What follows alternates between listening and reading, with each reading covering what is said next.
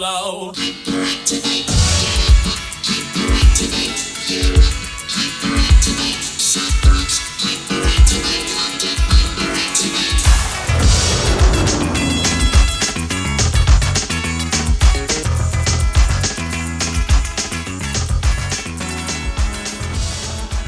Hey everyone, this is a fantastic interview episode of Electronic Cafes. I mean, where do you start with this guy? I mean, we'll save it for the interview, obviously, but my God, yeah, definitely one up there as one of the biggest names we've had on the show. And yeah, I say, like, we could go on before we even get to the interview about him, couldn't we? Well, indeed. I mean, you know, from our early days being in bands and being musicians, Thomas Dolby and the Golden Age of Wireless and Aliens Ate My Buick and The Flat Earth were pivotal albums in our musical upbringing. And, you know, not only that, I mean, he's a musician's musician. I mean, as soon as we announced this, the messages we were getting, I mean, it's like, wow, you're speaking to Thomas Dolby. And we're exactly the same. I mean, you know, the things he's done, which we'll touch on, we won't go into now, but we're blown away to have spoken to the amazing Thomas Dolby. Yeah, so I'll just say, everyone, you know, we'll let the interview do the talking, but just sit back and enjoy this conversation with a truly marvellous musician and all-round genius, Mr. Thomas Dolby. 1966, I was 8 years old. My elder brother was a Spurs fan, didn't want to support the same team. World Cup final, Jeff Hurst, Martin Peters and Bobby Moore. Been a Hammers fan ever since, basically. At the tender age of 3, I was hooked to a machine just to keep my mouth from spouting junk. Ha! It must have took me for a fool, cause they chucked me out of school, cause the teacher knew I had the funk. But tonight I'm on the edge. You better shut me in the fridge, because I'm burning up. I'm burning up. With the vision in my brain and the music in my veins and the dirty rhythm in my blood. They're messing with my heart, and they're messing with my heart, and they're messing with my heart.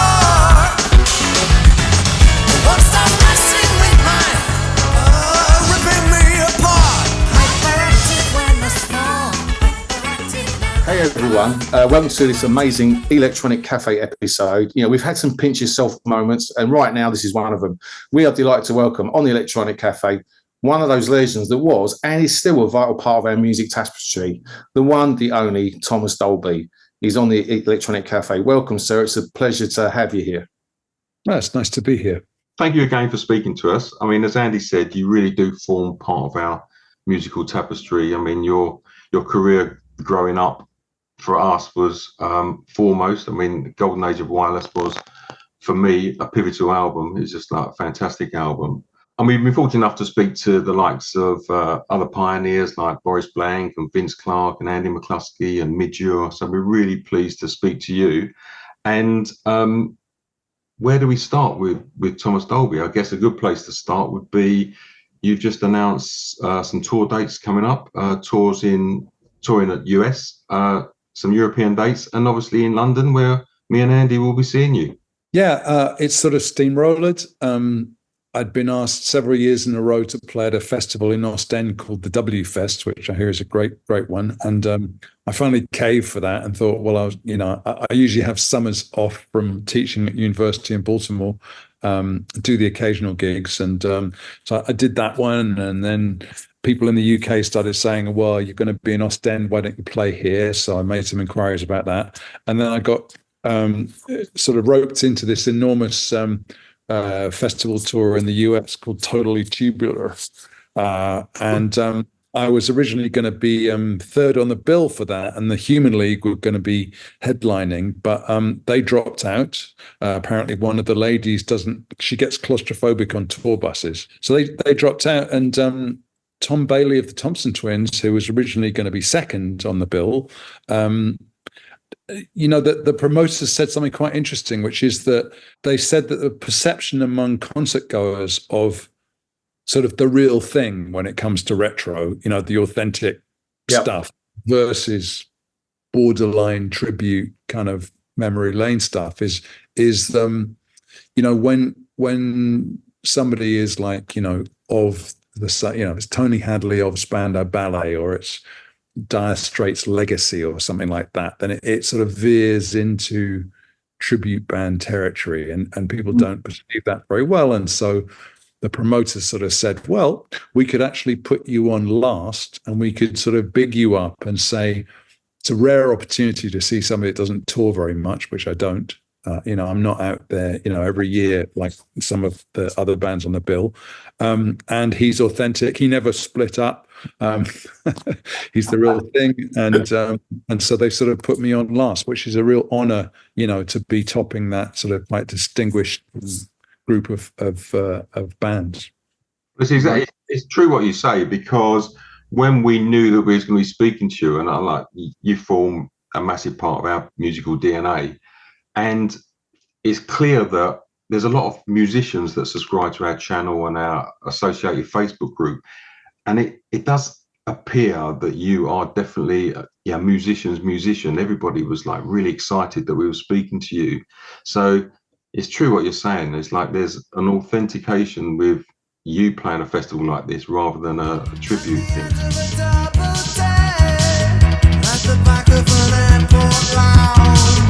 I'm staring down into the cold till I'm worn out like a clock, and I'm flying north again.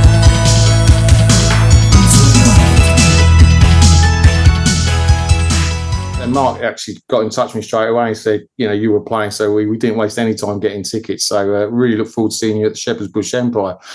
Just going back to some of your early music, that sort of synth discovery journey that you had, that led up to the golden age of wireless. How did that happen for you? Because I've read your book, but I'd love to know from you, like, that whole sort of awareness of you discovering synthesizers and making your debut album. What was the journey for you? The journey. Well, I was one of 6 children. The journey. I mean, I think the immediate journey, really, the sort of year or a couple of years leading up to that album was, I was making inroads as a synth player for other bands. The different bands that I'd played with, and I was very often, sort of musical directing, or in the case of Lena Lovitch, I wrote a song for her that became a hit. With Bruce Woolley and the Camera Club, I was sort of, helping arrange and co-write some of the songs. I was producing other bands already, people like Trevor Herrin and so on. And so I think within the industry, which was relatively compact in those days, I was starting to make an impact and getting noticed. And it all sort of triangulated. And I actually used my own cash that I earned from playing on Foreigner 4 in New York. Came back to England, and I used that cash to make my album, The Golden Age of Wireless.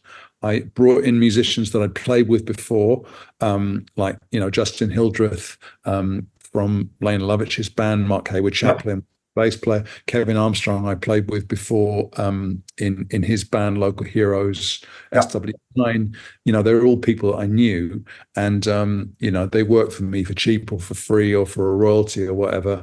And a friend of a friend had a basement studio in Sheen, did some recording in there. So I got the album done fairly cheap. Simultaneously, I had these tapes. I'd had a single out independently on Armageddon, Urges in Leipzig, that had, got at least good reviews. So I think the people at the record companies were very aware of me at that point, and they started to be interested, and they got a bit of an auction going on. So I was able to do a deal with EMI Records, where I had my own label, Venice in Peril, and a fair amount of autonomy in what I did.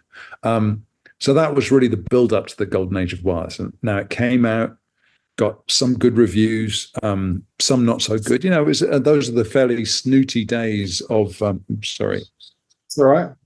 I had my TV on pause, and it unpaused itself. The last 5 minutes of the football came on, and I see West Ham are winning 3-1 over Luton. So good news. Oh, you're a sax fan? Yeah.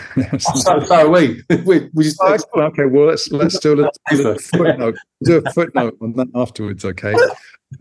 That's hilarious. Yeah. We were season ticket holders for a long time, but we gave it up a couple of years ago when we started this. But yeah. Really? Okay. All right. Well, it looks like there's a bit of a fairy tale with young Earthy scoring hurting his neck. Anyway, we'll get into that later. Listen to them talking, no languages are in their veins. The same face in a new situation. The mirror ball holds mesmerized. He look around, he's the new Clark Cable. Urges, he got these urges.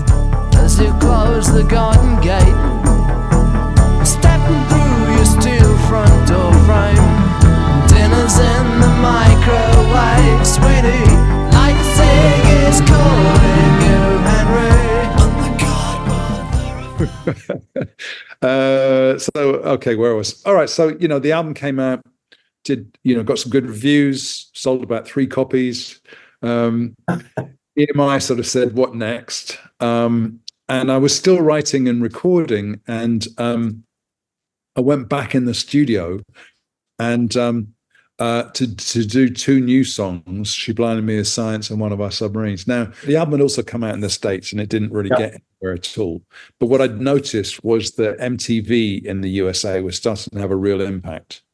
And, the Buggles, for example, who I had an association with through Bruce Woolley, had a huge MTV, hit with Video Killed the Radio Star. And radio play followed after that. So they had a hit on the back of MTV. Previously, you could only really do that in the USA with massive radio play. So it seemed to me that this was a different way in for me. And I was very interested in videos.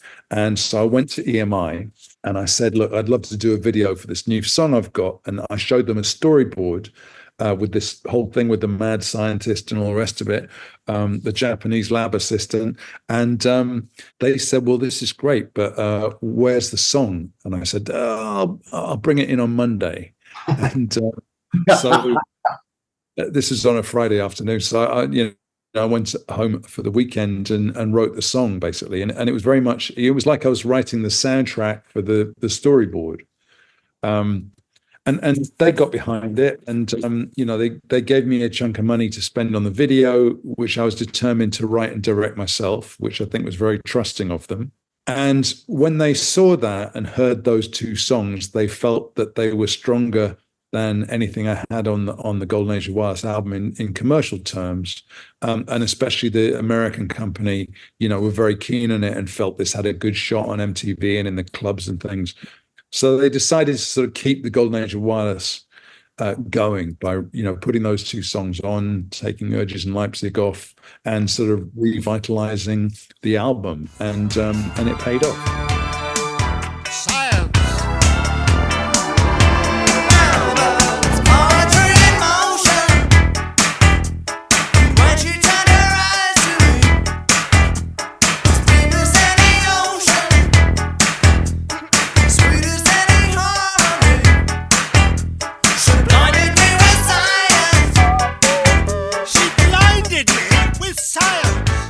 We both read your book, The Speed of Sound, and I finished it probably about 3 weeks ago.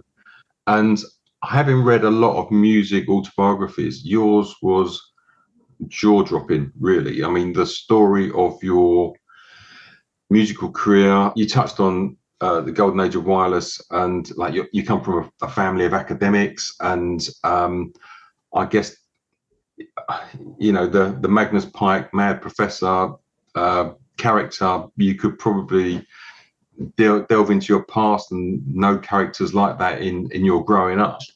But the journey you took through session musicians and producing and getting your name known, I mean, you found one of your early synths in a skip that helped you write your music and your songs, and the journey you had was amazing. And just taking it back a little bit, A&M dropped you, didn't they, the day before you were supposed to sign the deal with them, before you signed to EMI? Yeah, I mean, I was never actually signed to them. But I think probably on reflection, they had a couple of different, acts on the boil, and they were maybe always going to choose, but it messed me up because I'd sort of been acting and spending as if that deal was going to happen. And it sort of, more or less bankrupted me for a moment. And that's why I took off to Paris and I was, working as a busker for a while. But yeah, I mean, it was, I'd get intrigued by odd opportunities, and I'd sort of pursue things probably against, all logic as far as sort of, sensible business or sensible musical choices or whatever. I was always a bit of a oddball loner, and so rather than hang out with the guys down the pub and sort of follow the flock, I'd get intrigued by some little sort of sidetrack thing. Yeah. Some of course led nowhere, but all in all, they gave me a sort of quirky, sort of different perspective on things.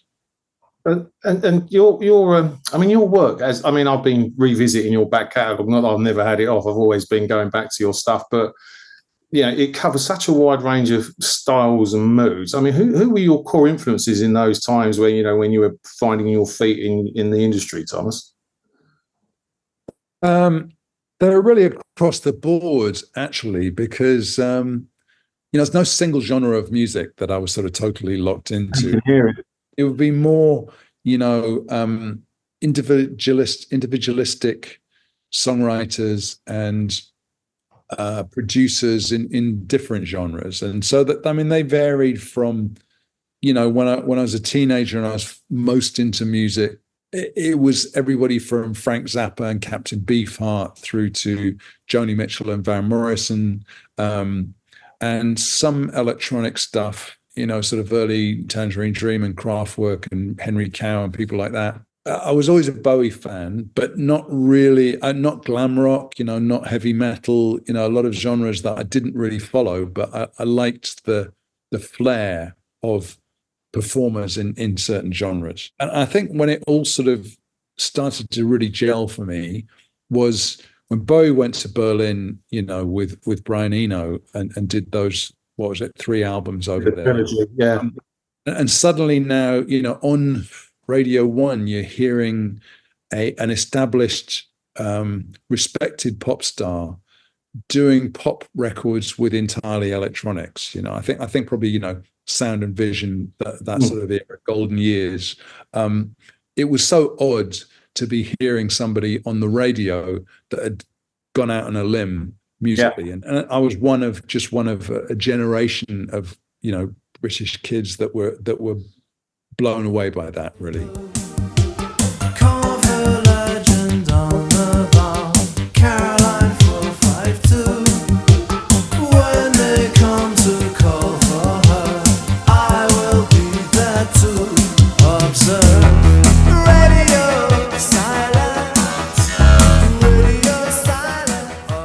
And what that resulted in was people like myself and Gary Newman and Ultravox and so on, sort of going off into our garages or back rooms or wherever it was and tinkering with these things and figuring out, well, if you can do it with a few boxes, why can't I do it with a few boxes in my back room? And you just imagine, Gary Newman getting a beat going and standing in front of the mirror with a hairbrush and his eyeliner and sort of playing at being a pop star and believing that, well, a year from now, that'll be me on Top of the Pops doing it for real. And he was, and he broke through and did that. That was fantastic. And that it sort of brought about this DIY ethic. You can just go for it.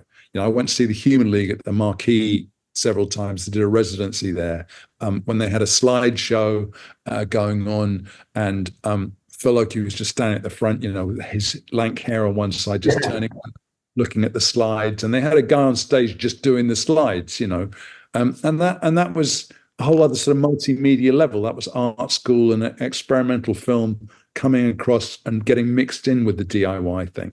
So it wasn't just the synth boxes. It was also, we can make this a visual thing as well. We can, so cross over different media. And it was a great antidote to punk, right? So you had all this energy of punk and new wave and all the rest of it. and it was this fierce sort of teenage angst, sort of rebellious sound. And it was, I mean, it was great. Don't get me wrong, it's great for me socially. I see you got the Sex Pistols behind you there, Mark. But it was great for me socially, but musically, it didn't inspire me. The idea of playing, sort of 3 or 4 chords and sort of screaming, anti-establishment lyrics, that didn't stimulate me, right? Given my background with the Zappas and Beefhearts of the world and all the rest of it. So I was drawn the other way into this electronic DIY thing where, the world's your oyster. There were no rules. You could do whatever you want and you could express yourself, individually. Yeah, and I love the fact that people like you, as you say, Newman, Tears for Fears, I mean, the list goes on. It was amazing, that kind of period where it was so inventive and creative, and it's still standing strong now. I remember, as you said, you got some great reviews of some of your albums and some of the Stooty journeys, and I remember some of those critics that was saying, this won't last, it's a fad, they're not real musicians. Like, well, they're still playing live 40, 50 years later, buddy. So, yeah, totally with you on that.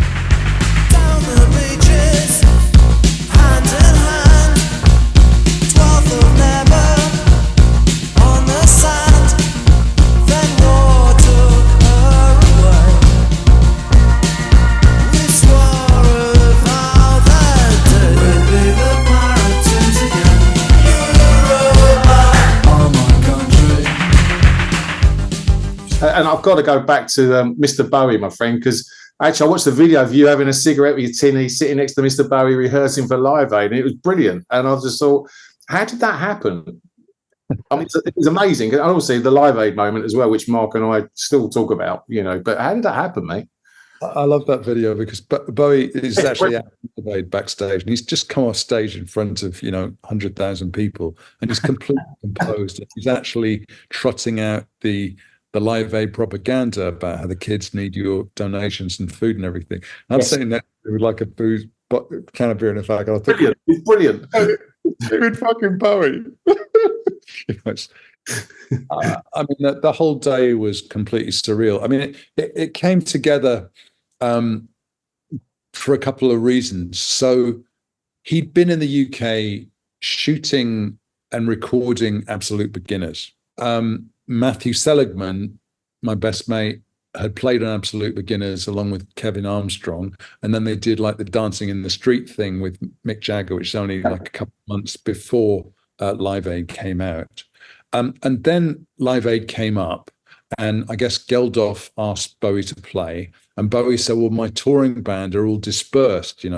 Bowie at that point was shooting Labyrinth in London, in Elstree or one of those. And his touring band were not available at the drop of a hat. So he thought, well, I'll ask Matthew and Kevin, and they suggested me, sort of help MD the whole thing and pull it all together. So I being a producer, I had other connections, Neil Conti from Prefab Sprout and so on. So we put the band together in a space of about 48 hours. And it's very brave, I think, of Bowie to go with a sort of young English band. And to be honest, at the beginning, I don't think Bowie realized the magnitude of it. It was just this sort of charity concert that he'd been asked to do. Thought he'd take time out from Labyrinth to do it, get some local guys to come in, and increasingly day by day as it approached, he came to understand the scale that it was on. So we sort of found ourselves doing that. And he kept changing his mind about what songs he wanted to do, but having all grown up with this music, he would say, what, why don't we do Rebel Rebel? And without batting an eyelid, Kevin would just sort of go into the intro and we'd all join in, because we just knew the songs like the back of our hands. You did a TVC 15, Rebel Rebel, Modern Love and Heroes, didn't you? Two things, you touched on it earlier.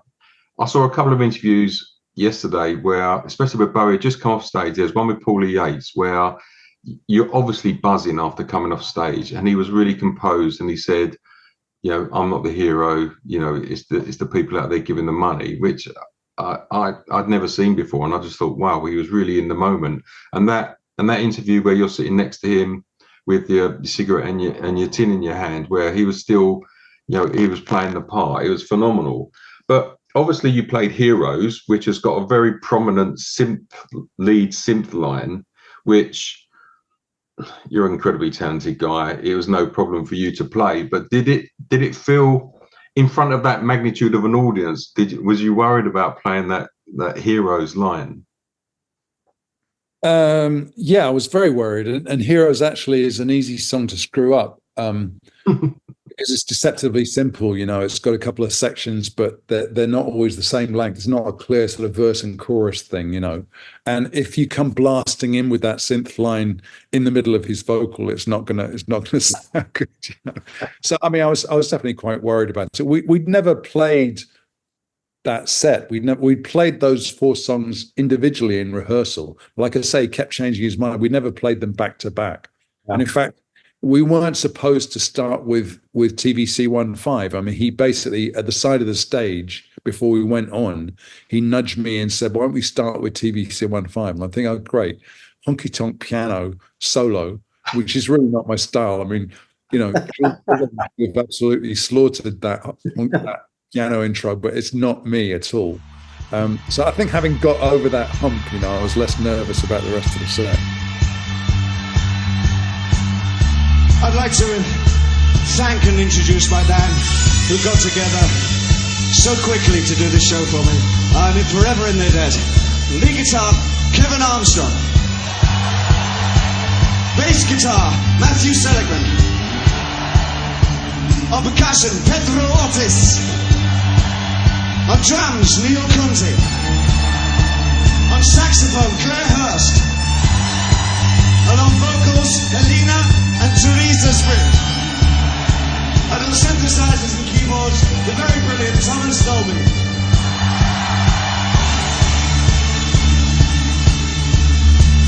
I'd like to dedicate this song to my son, to all our children, and to the children of the world.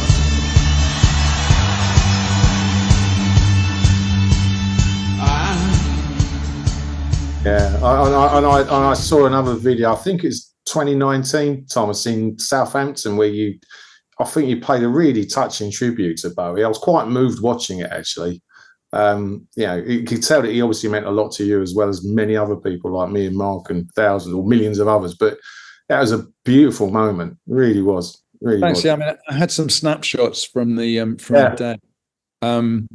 Yeah, I had this little brownie camera, and you know, we did this amazing. We flew into Wembley in a helicopter from Bath, and whereas through the whole thing, Bowie had been an utter gentleman. For the 10 minutes that it took to fly from Battersea to Wembley, he was the thin white duke. So he's a complete diva, and he was sitting there with his hat pulled down, his chain smoking, and going, "When do we? Are there any pylons or any electrical?" He was absolutely freaking out. And I had a camera, and he went, "Oh, really?" I got one picture as we approached Wembley. I got one picture where you can just see him in the reflection of the glass. And I had these shots, and I put together a little sort of slideshow. It was lovely. The other thing that I had was some samples from the rehearsal. You know, I had my cassette tape running. We had like 3 nights of rehearsals in West London, and I found I had some vocal samples of when he was warming up for Heroes. So he'd done a few lines a cappella. So I made samples of those, and I put together this sort of more ambient sort of Heroes cover, where I trigger the samples and I show my slides behind me and some clips from the video. Mommy won't come out of the bathroom. Would you talk to say sorry if he hit you? But it's buried in the screenplay of his feature. Screen